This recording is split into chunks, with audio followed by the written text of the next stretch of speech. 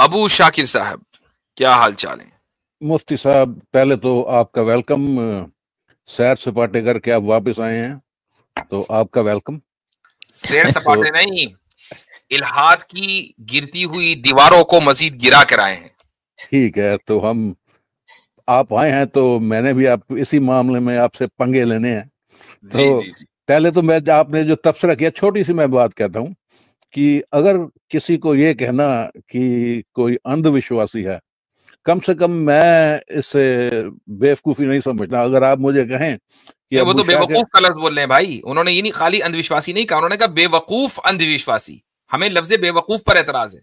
I condemn that۔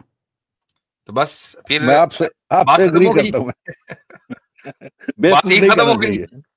اندھ وشواسی کہنا ٹھیک ہے، آپ مجھے کہہ سکتے ہیں، ہمیں اس پر کوئی اعتراض نہیں ہے، ہمیں لفظ بے وقوف پر اعتراض ہے۔ We are on the same page۔ مفتی صاحب، میں نے آپ کا 40 منٹ کا ویڈیو دیکھا تھا جو آپ نے کہا تھا کہ مسلمان بھی بہت کنفیوزڈ ہیں پری ڈیسٹینیشن کے بارے میں۔ ایک منٹ، یہ مفتی اسماعیل کا میں کامنٹ دیکھ رہا ہوں۔ مفتی عبداللہ صاحب اگر ان کو کسی طرح لیا جا سکے تو لے لیجیے گا۔ میں نے گفتگو کی ہے ان سے پرسنلی، انشاءاللہ وہ اگر آنا چاہیں گے تو ضرور آ پائیں گے۔ ہاں، تو جگہ وگہ بن جائے گی ان کے لیے۔ جی انشاءاللہ۔ جی بھائی ابو شاکر صاحب کیا کہہ رہے ہیں آپ؟ تقریباً 1 منٹ کی بیک گراؤنڈ، اس پہ زیادہ لمبا نہیں، 1 منٹ کی بیک گراؤنڈ اس پہ بتاتا ہوں۔ آپ نے کہا تھا کہ حضرت عمر بن الخطاب کے زمانے سے ہی یہ سوال اٹھ رہے ہیں پری ڈیسٹینیشن پہ، قدر پہ۔ تو آپ نے سوال اٹھایا تھا کہ اگر ہر چیز طے ہوئی ہے تو پھر فری ول کا کیا کام ہے، اور آپ نے ایک قادریہ پوائنٹ آف ویو کو سامنے رکھا تھا کہ وہ کہتے تھے کہ ہر چیز جو ہے وہ پہلے سے ہی طے ہے، تو جنت اور جہنم پہلے سے ہی طے ہے، اسی حساب سے جنت اور جہنم چلے گی۔ اور آپ نے ایک ہائیبرڈ ماڈل پیش کیا تھا کہ بعض چیزوں میں تقدیر ہے، جیسے آپ کب پیدا ہوں گے، کتنے لمبے ہوں گے، کس نسل میں ہوں گے، اور بعض چیزوں میں آپ کو اختیار ہے، فری ول ہے آپ کے پاس۔ آپ نے یہی ماڈل کیا تھا، میں نے درست کہا ہے؟ بولے آگے بولے۔ ٹھیک ہے۔ تو مفتی صاحب، یہ سوال جو آپ نے کھڑا کیا تھا، اس کا جواب یہی سوال حضرت محمد کے دور میں ان سے پوچھا گیا تھا کہ اگر سب کچھ طے ہے تو پھر ہمیں یہ ڈیلز کرنے کی کیا ضرورت ہے، ہمیں یہ اچھے کام کرنے کی کیا ضرورت ہے، اس کو ہم ابینڈن کر دیں۔ صحیح۔ تو حضرت محمد نے بھی اس کو ایڈریس کیا تھا۔ جی بالکل کیا تھا۔ تو وہ آپ نے مینشن نہیں کیا، کہ مجھے سمجھ میں نہیں آیا کہ آپ نے کیوں نہیں مینشن کیا، کہ اگر اس کو بھی مینشن آپ صلی اللہ علیہ وسلم نے اس سوال کا جواب اپنے انداز میں بھی دیا، یعنی حدیث کے اندر بھی دیا، وہ جواب بھی من جانب اللہ ہی ہے، اور خود اللہ تعالیٰ نے بھی اس کا جواب دیا ہے۔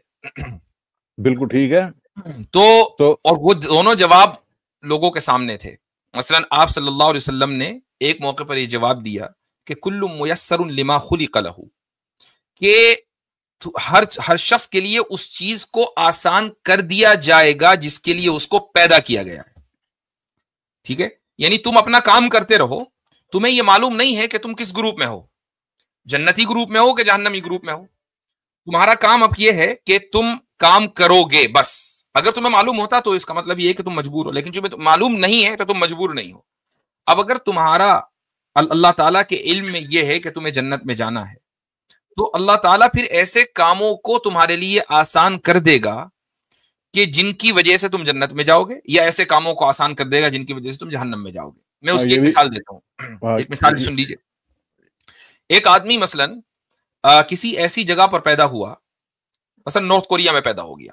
اب نارتھ کوریا میں اسلام، ہندوازم یا کسی بھی مذہب کا کوئی چرچا نہیں ہے وہاں گزشتہ 40-50 سالوں سے، لیکن اس کے ساتھ یہ ہوا کہ اس نے ظلم کو نہ برداشت کرتے ہوئے وہاں سے بھاگنے کا فیصلہ کیا۔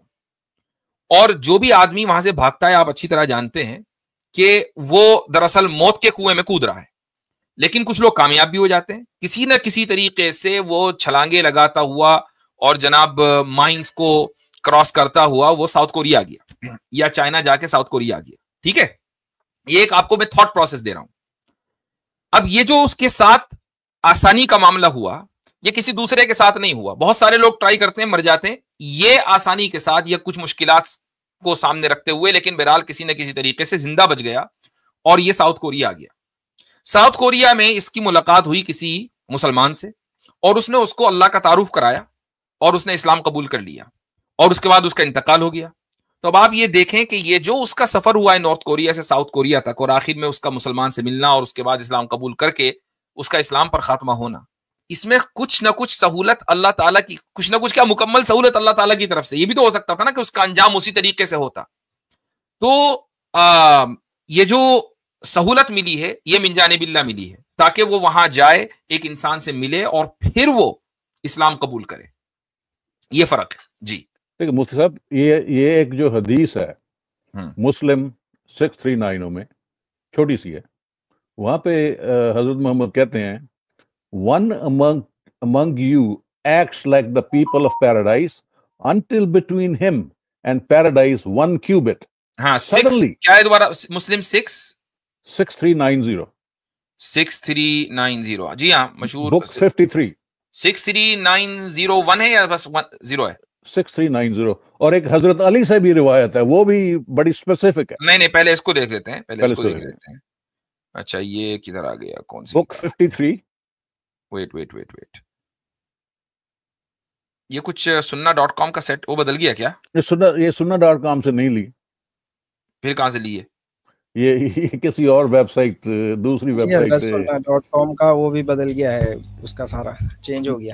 نمبرنگ کی پرابلم. حالانکہ میرا حدیث وہی ہے. ٹھیک ہے. ان احدکم لیعمل بعمل اہل الجنۃ حتی ما یکون بینہ وبینہا الا ذراع فیسبق علیہ الکتاب فیعمل بعمل اہل النار. جی. One among you acts like the people of paradise until between him and paradise 1 cubit. Suddenly the writing of destiny overcomes him and he enters the hell. تو ابھی میں ایک کافر ہوں, مجھے نہیں پتا کہ میں جنت میں جاؤں گا یا جہنم میں جاؤں گا. ہو سکتا ہے 27 اکتوبر 2027 میں آپ کی مسجد میں آگے اسلام قبول کر لوں, باہر زیادہ ٹرک سے مر جاؤں, کیونکہ میری ڈیسٹنی نے مجھے اوور پاور کر لیا. اسی طرح آپ مفتی صاحب, آپ ہر عمل وہ کر رہے ہیں جو آپ کو جنت میں لے کے جائے گا. ہو سکتا ہے 2 سال بعد آپ مرتد ہو جائیں اور اگلے دن فوت ہو جائیں, آپ جہنم میں چلے گئے. اور اس کی ایک ایگزامپل اور بھی حضرت محمد سے ملتی ہے کہ ان کا ایک صحابی تھا. تو رک جائیے ہولڈ آن, ابھی یہ رکھتے ہیں. ٹھیک ہے, ابھی یہ رک جاتے ہیں. ٹھیک ہے, ہو سکتا ہے کہ آپ میری مسجد میں آ کر اسلام قبول کر لیں اور ہو سکتا ہے کہ آپ اسی حالت میں مر جائیں اور جہنم میں چلے جائیں. تو آپ کو کیا کرنا چاہیے؟ اگر میں نے آپ کی مسجد میں آ کے سنسیئرلی اسلام کو قبول کر لیا, میں ٹرکس مجھے مار دیتا ہے, تو میں ابھی آپ یہ کہیں کہ 2027 میں دونوں باتیں ممکن ہیں. میری مسجد میں آ کر آپ کا اسلام قبول کر لینا اور اسی حالت میں خدا کرے کہ آپ کی عمر طویل ہو, 2027 سے بھی آپ آگے جائیں, لیکن یہ کہ یا اسی حالت میں کبھی بھی مر جانا. تو آپ کو کیا کرنا چاہیے؟ اگر میں مر جاتا ہوں تو اس کے بعد تو مر جاتا ہوں نہیں, ابھی کیا کرنا چاہیے؟ نہیں, ابھی تو میں اپنی ڈیسٹنی کے مطابق وہی عمل کر رہا ہوں جو میری ڈیسٹنی میں لکھا ہوا ہے. آپ کو تو پتا نہیں نا ڈیسٹنی کیا ہے, وہ تو 2027 کی بات ہو رہی ہے. ابھی کیا کرنا ہے؟ مجھے حضرت محمد کی ہدایت ہے کہ عمل اچھے کرو. ہاں ٹھیک ہے, تو عمل اچھے کر رہے ہیں. ہاں, میں اپنے حساب سے, اپنی مائنڈ کے حساب سے اچھے. نہیں, ایک منٹ, ہدایت حضرت محمد کی, عمل اپنے مائنڈ کے اعتبار سے, یہ کیا بات ہوئی؟ نہیں, اب کیونکہ میں تو ابھی تو میں اللہ پہ بلیو نہیں کرتا. تو پھر حضرت محمد کی ہدایت کہاں کو بیچ میں لیا ہے؟ نہیں, تو حضرت محمد کی آپ کے لیے ہدایت ہے نا. نہیں ایک منٹ, میں آپ کے بارے میں پوچھ رہا ہوں کہ آپ کو کیا کرنا ہے. میں تو عمل کر رہا ہوں, میں تو عمل کر رہا ہوں آپ صلی اللہ علیہ وسلم کی ہدایت پر. آپ کو کیا کرنا ہے؟ آپ کے سامنے 2 راستے ہیں, 27 میں میری مسجد میں آ کر اسلام قبول کر لینا یا ارتداد کی حالت میں مر جانا. اب آپ کو کیا کرنا چاہیے؟ نہیں, وہ تو کبھی پاسبل ہے نا. میں جب آپ کے پاس اسلام قبول کرنے کے لیے آؤں گا تو اللہ نے مجھے ہدایت دی ہے.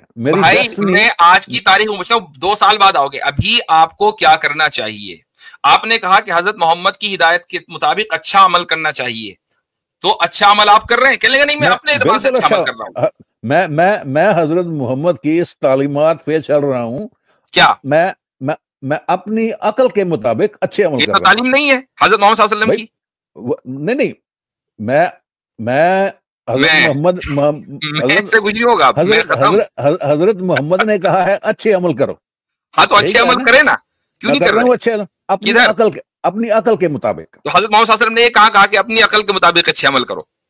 یہ اچھا یہ کہاں پہ لکھا ہوا کہ اپنی عقل کے مطابق نہ کرو؟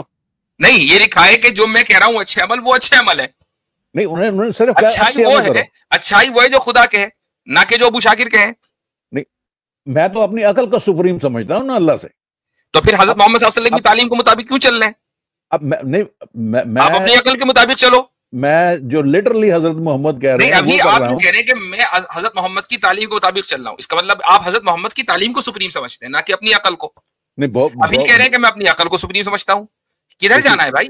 بہت سے عمل جو ہیں جو وہ کہتے ہیں میں انہیں درست نہیں سمجھتا، نہیں کرتا. بات ایک کرنی چاہیے، آپ صلی اللہ علیہ وسلم کی تعلیم پہ چلنا ہے کہ نہیں چلنا ہے؟ نہیں میں اپنی عقل پہ. ویسے گیم اوور ہو چکا.